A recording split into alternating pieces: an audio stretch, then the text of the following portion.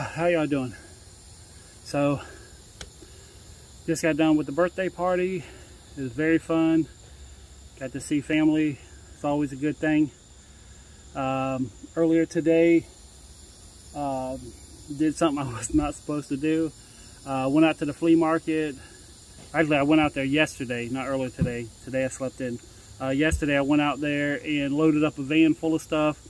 Went out there, sold it in like an hour.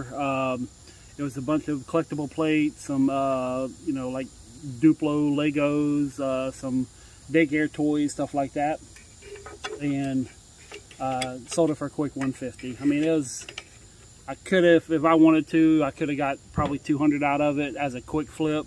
It's about $500–600 worth of stuff, but I don't care. $150. Unloaded it right in another guy's booth and left. But yeah, on the way out, I stopped and talked to one of the guys up there, and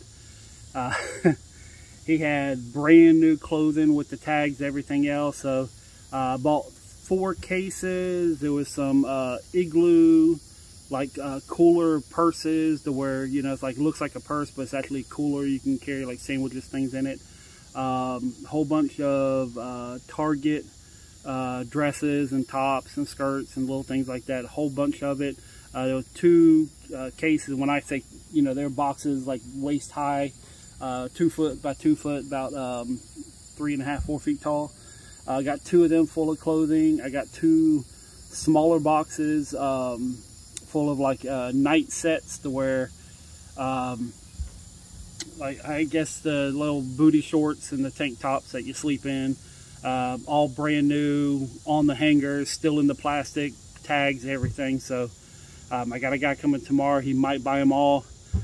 I picked them up for about 50 cents a piece, so I'm gonna try to get 2, maybe $3 out of them if I can. If I can't, you know, I'm gonna try to get at least $2 a piece out of it, and that should, you know, make me enough money to make it worth my while. If not, I could put them online. They got $12 and $15 price tags on them, so I figure if I get $2–3 a piece, he can flip them for $7 to $8, and everybody's making money in the deal. Been working on a new video.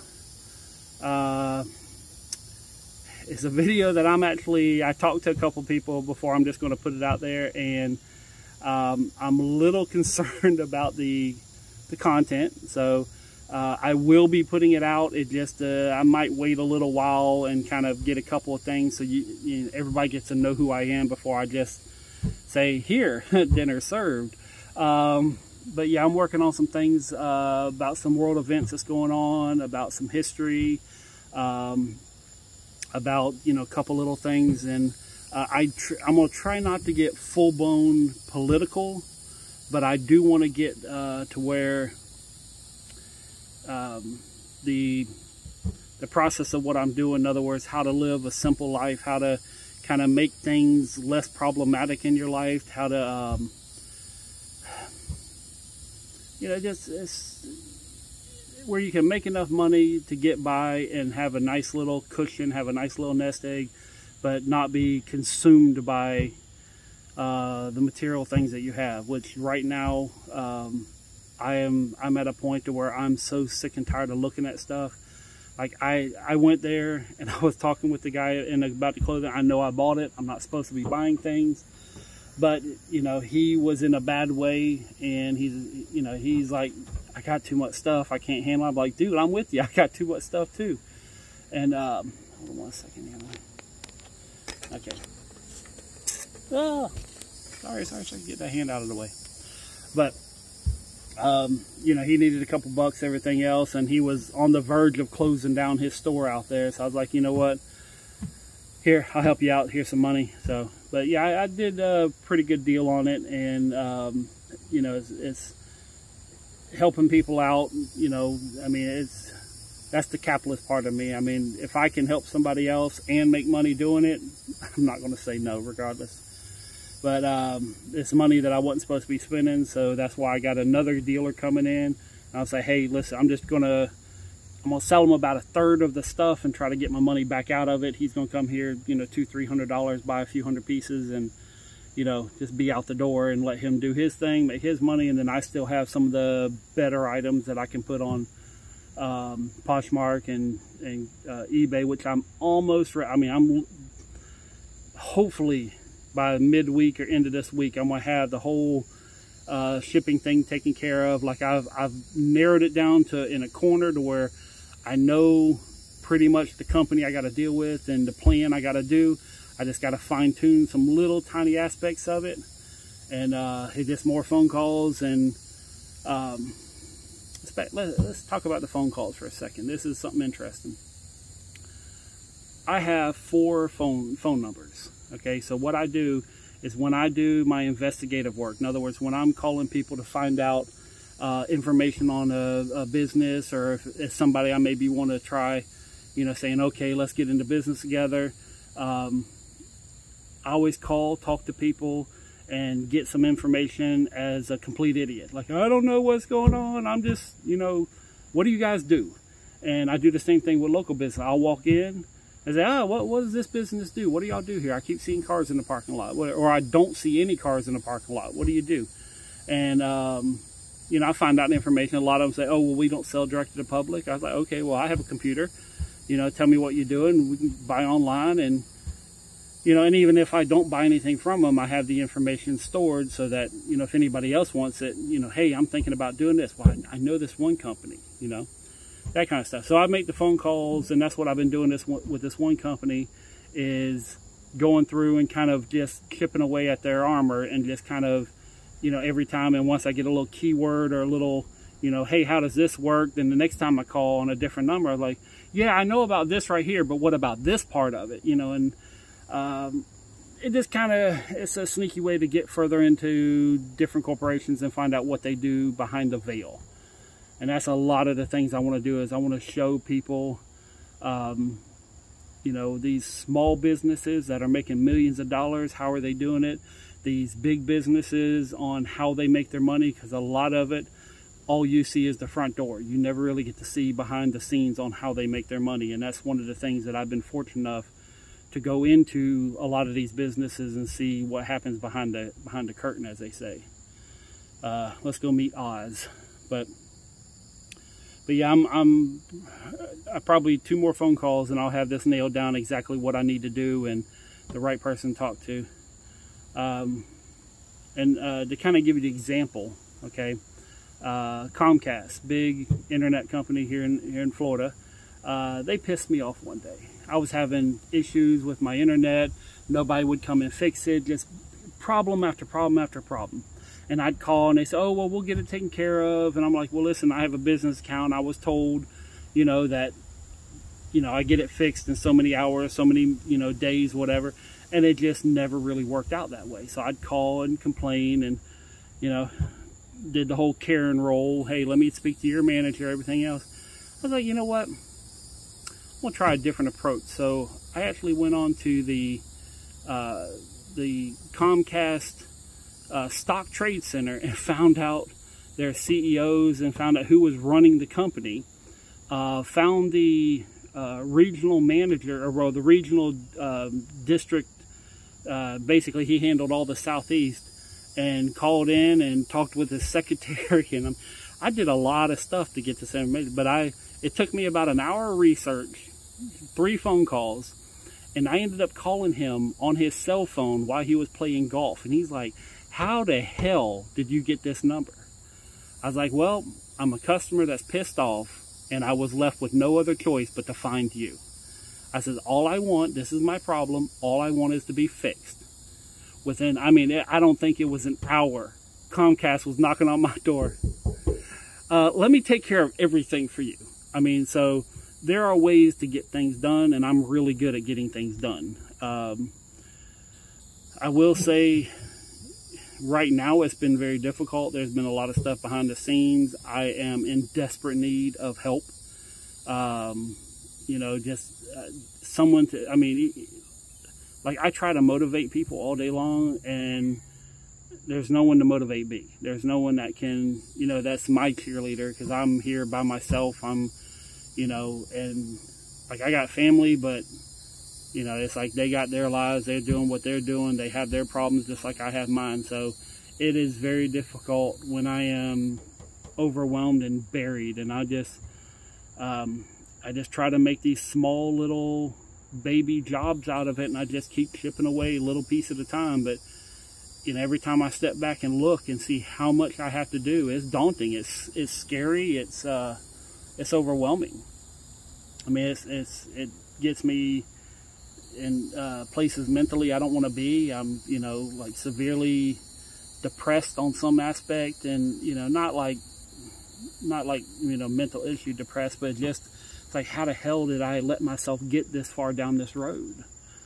And you know, so it is what it is, and I've overcome worse, you know, and there's probably going to be worse things that happen to me in the future, especially after I put out a couple of these videos. I know it's not hard to find me, let's put it that way. So, and they're very controversial topics, but I'm going to leave it alone for right now. I'm just going to keep chugging along and try to get some things cleared out. And I definitely want to get a little bit better on the graphics and some of the jump cuts and the editing before I put out a video like this. It's probably going to be about an hour long, and I hope it don't go viral. I hope it does not go viral, let's put it that way. But I've been, in fact, I could tell you the exact moment this all started, and it's been a lifelong, I'm not saying it's consumed, but it's something I never stop thinking about. Like, every time I look at the world, this is always, how did this play? And whenever I went to an pretty much all black school. It was R.L. Brown over downtown, and they had segregation back in 85, 86, and the city of Jacksonville, they said, hey, we're going to take all the poor white people and we're going to put them into a poor black school, and we're going to take the poor black kids and we're going to put them into a poor white school. And I got shipped over to a predominantly black area, R.L. Brown. Not a bad school, just not a good place for me. And there's so many times that you know, every chance I had, like, I couldn't use the bathroom when we changed classes. I couldn't go use the bathroom during that time period because I get jumped, you know, or like I would have to go into class and raise my hand and say, hey, can I go to the bathroom, and hope to God there's not more than 1 or 2 people in there. And anytime I had a chance, like in, you know, wherever the teachers were at, that's where I hung out, because I couldn't be on the other side of the field playing kickball or something like that, because all of a sudden, next thing, I get whacked in the side of the head. So a lot of people of all colors experience racism. It isn't always white on black. Sometimes it's black on white.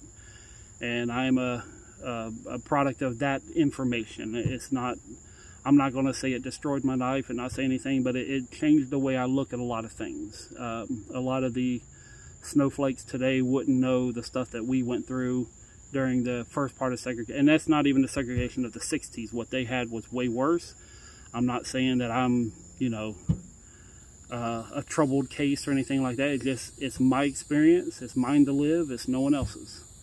Anyways, I used to hide out in the library a lot. And in the far back corner, there was the travel section, and they had a little encyclopedia set back there, and I was always kind of seeing where everything goes. And in the last page of the encyclopedia set, they had like all the flags, and I'd look at all the flags, and then they had this one thing, and I've never seen it again. This is the only place I've ever seen it, but it showed like all the different countries and the predominantly facial features of the different countries, like, you know, the different regions of China, Europe, and they kind of showed what the typical, you know, person of that area is supposed to look like.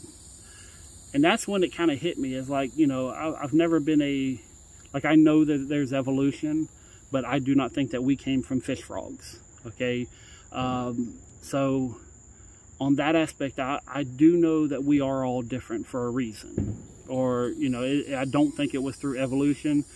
And I do know that for the most part, the Homo sapiens as we are today, with a consciousness and everything else, I'm not talking about cavemen, I'm not talking about, you know, the Ooga Booga guys, I'm not talking about, you know, any of the prehistoric people. I'm talking about the people who are building buildings, the people who had language, that had, you know, information to give as sentient beings, not animals, is about 26,000 years. Okay, you can say millions. There's a lot of, but for everything I see that's more hard fact than versus, you know, theories, that we've been around for 26,000 years as what we are today. You know, I'm not saying millions of years ago, yes, we were some other kind of hybrid, fine. I'm no argument with that. But for what we are today was about 26,000 years.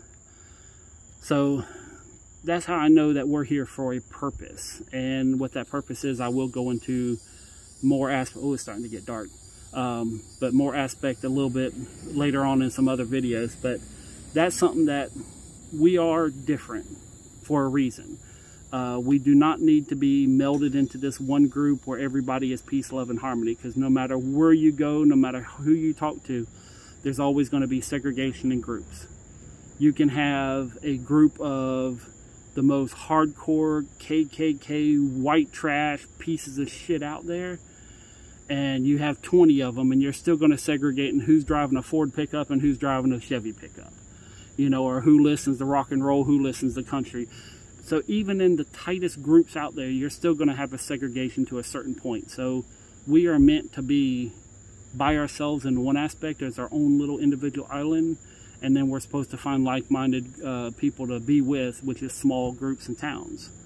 I think a lot of the strife we have now is because of this, you know, urban melting pot, and just, you know, like I live probably about 3 houses down from a bunch of Mexicans. I have no problem with the Mexican race. I have no problem with anything they do. I do have a problem with the, you know, dancing around Sombrero till 2 o'clock in the morning with their music so damn loud that I can hear it inside my house with insulated bulletproof windows and my TV on.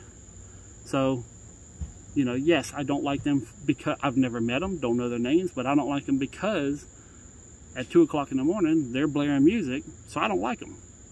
Now, if I got to meet them and everything else, and they invite me over and I'm over there partying till 2 o'clock in the morning, I would change my mind.